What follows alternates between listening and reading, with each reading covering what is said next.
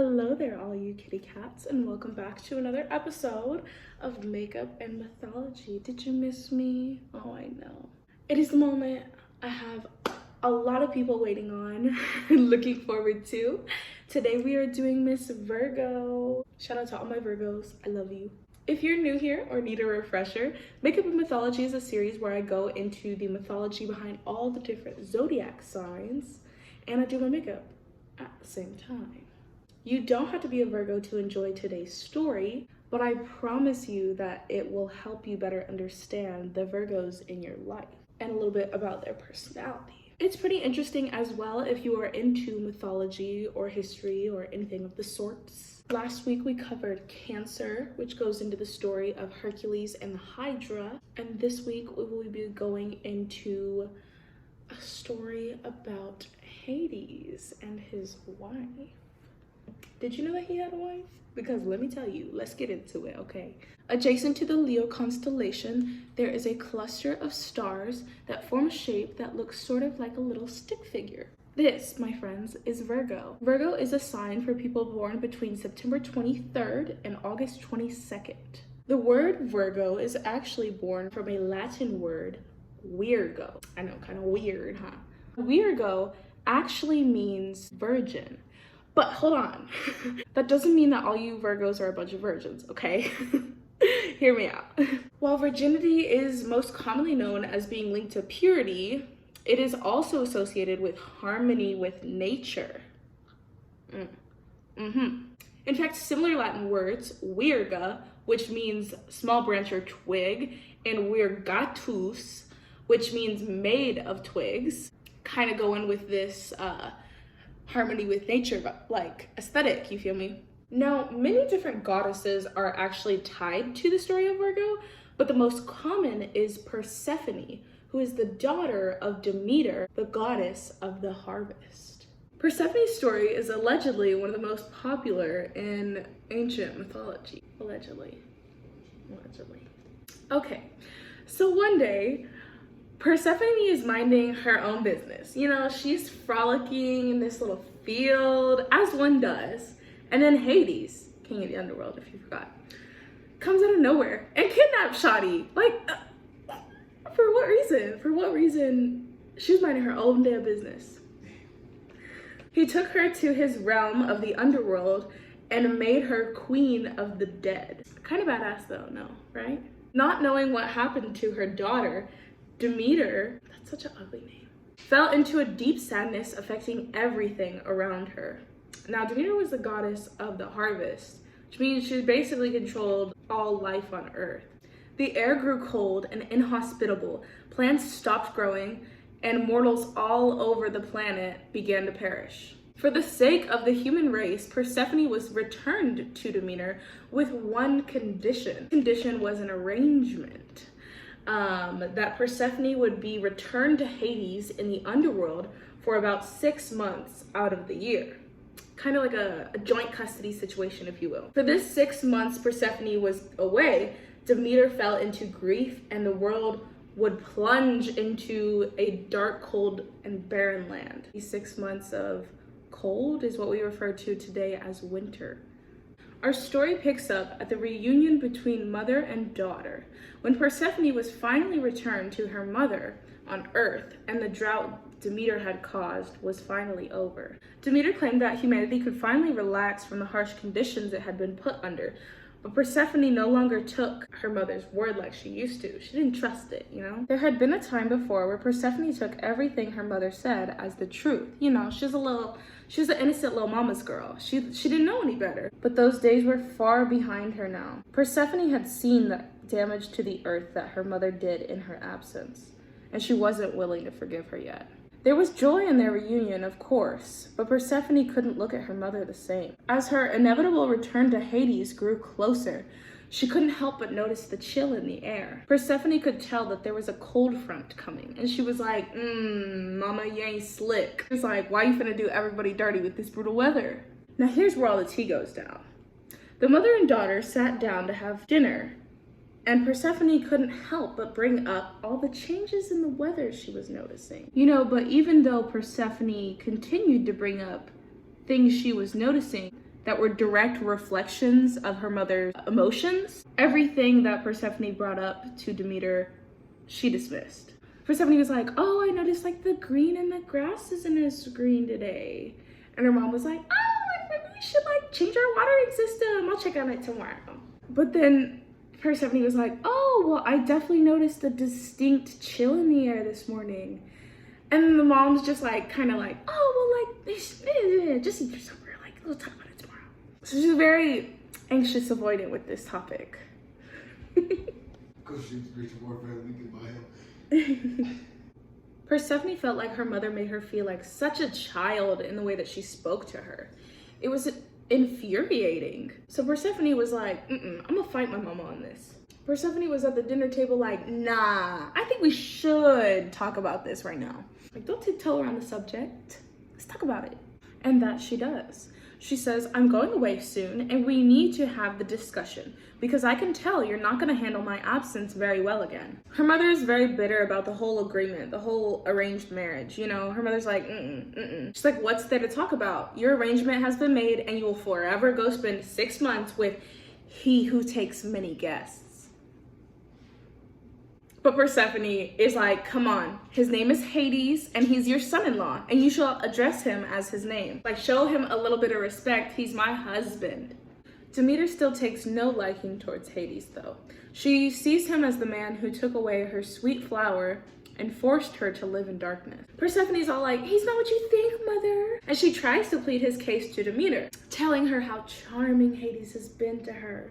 Yeah, right. I don't know. I think it's like a case of like Stockholm syndrome, you know? Because like they say he allegedly kidnapped her and forced her to be his wife. But now she's like, he's not what you think. He's so charming. See, Demeter refuses to see him as anything other than the man who kidnapped her daughter and tricked her into a life of misery. The night goes on and they continue to argue over supper. Demeter actually resorts to insults, telling how she has communication with the river spirits in the underworld. And they talk about how they'll never accept Persephone as their queen, no matter how hard she tries. They see her as like unfit to be with Hades. She's an outsider. Demeter is trying to make Persephone understand where she's coming from.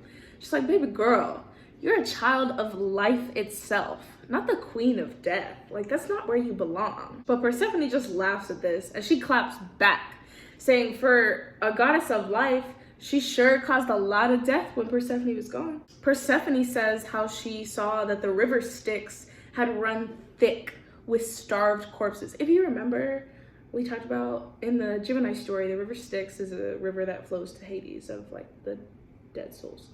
Anyways, she saw this river run thick with starved corpses when Demeter froze the crops and how she couldn't help but feel responsible in some way. You know, that was her mom doing that to all those people. All she wants is for her mother to promise that she won't punish the mortals for her absence, but Demeter has hella hostile energy towards her. Basically, Demeter feels like she knows what's best for Persephone and is still pretty petty about the whole thing in general. But she also feels like she's losing her daughter to someone else. But Persephone is happy with her husband, allegedly. I don't know. Who knows for sure. And still loves her mother, but she's ready to be making her own decisions about what's best for her life. You know, Persephone's like an adult.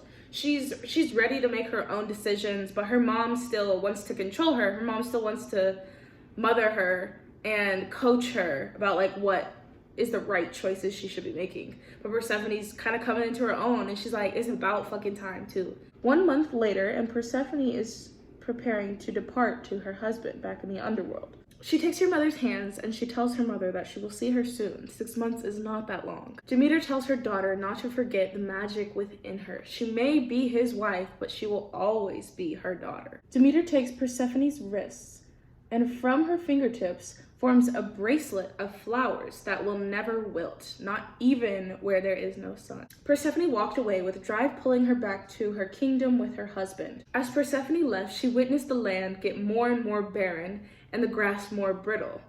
A tear fell from her face and streamed down her cheek. She wished her mother had taken her advice and had not been so cruel to the earth in her absence.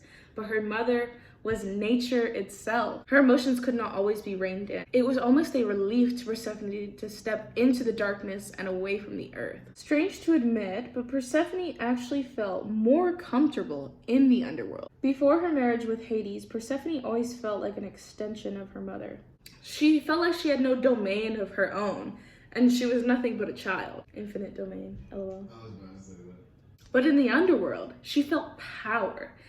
She was excited this time back in the underworld to explore her reign and not have to worry about what her mother was going to do to the earth in her absence. However, even in the underworld, she ran into opposition. It's the ops. There was no plant life in the underworld, but there was rivers. And with rivers came naiads. Now, what is a naiad, you might be wondering?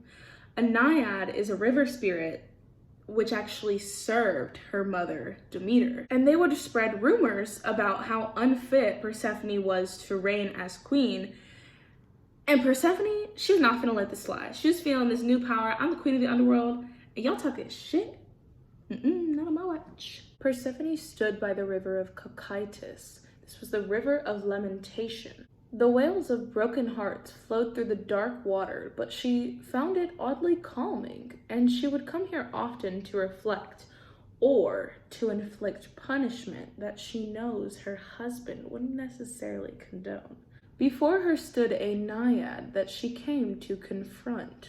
Persephone heard that this naiad would spread rumors with her sisters about Persephone while Persephone was gone, and thought that she wouldn't know or wouldn't find out. But Persephone was like, I have my ways, bitch. So stop talking your shit behind my back. Persephone knelt down and put her hand in the river. It felt like cold air touching her hand, and the bracelet of flowers her mother had gifted her turned into an unsettling hue.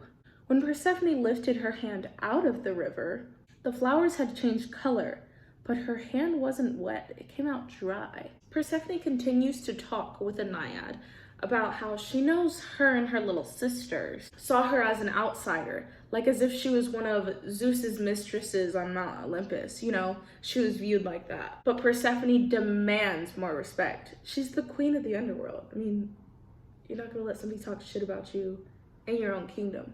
The naiad thought that herself might have been a better fit for Hades, apparently. But Persephone was like, no. Nay, you couldn't be more wrong. And she was finna let her know. Persephone says, it's funny, because my mother always said that even down here, I still have my mother's powers within me. And she always used to wonder what that meant, but after this encounter with the naiad, she understood that a whole lot more. Persephone continues and actually ends up telling the naiad, thank you.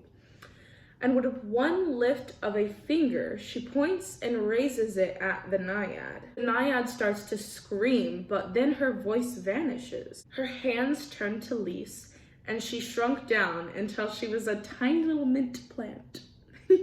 Persephone smiled. Even she had power that no other god, including her powerful husband, had. She could create life in the land of the dead. The connection between Virgo and Persephone comes from the movement of the constellation in the sky. In the northern hemisphere, the constellation appears in the sky in the early spring and then dips below the horizon come late fall. Its constellation cannot be seen in the winter at all, and then returns to the sky in the spring. The Greeks believed that this related to when Persephone descends to the underworld to her arranged marriage with Hades, and Demeter let her grief overcome her duties as the goddess of the harvest, creating winter.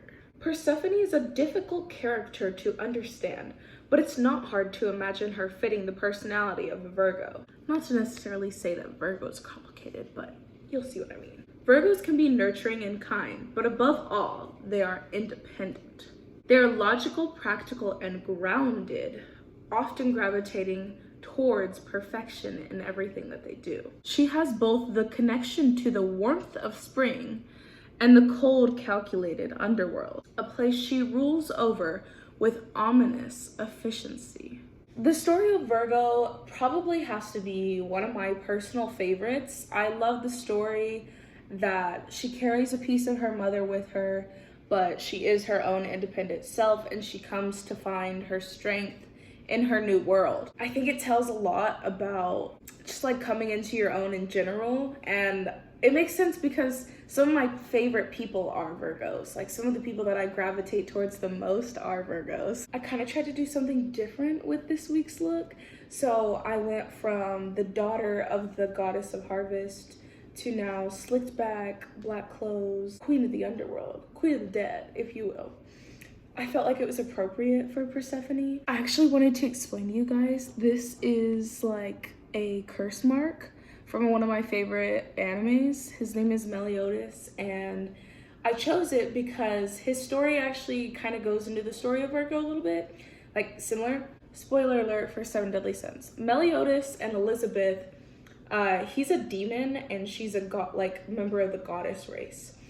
And they fall in love with each other, but then they get cursed because it was like forbidden. I felt like it was kind of appropriate to conjoin these two sides of daughter of the goddess of life and queen of the dead. So we got some flowers going on, some lavender and some daisies. And we got the Meliodas curse mark. Pretty swag. Thank you to all you guys who stuck around and made it to the end. I hope you learned a thing or two about mythology, about the Virgos in your life. Hope you found this video useful and entertaining. And as per usual, if you like makeup, if you like mythology, if you like astrology, be sure to like and subscribe. All the jewelry I was wearing in today's video, by the way, and the last two videos, I have for sale on my Depop shop. So yes, I do make jewelry. Thank you very much. Thank you. Thank you. I know it looks amazing. Anyways, tune in next week for the story behind Libra, who is commonly confused with Persephone. So next week we'll go into Libra and we'll see all about that. So be sure to subscribe and hit the bell notification so that you don't miss my next upload. Facts. And I will be seeing you guys next time. Goodbye.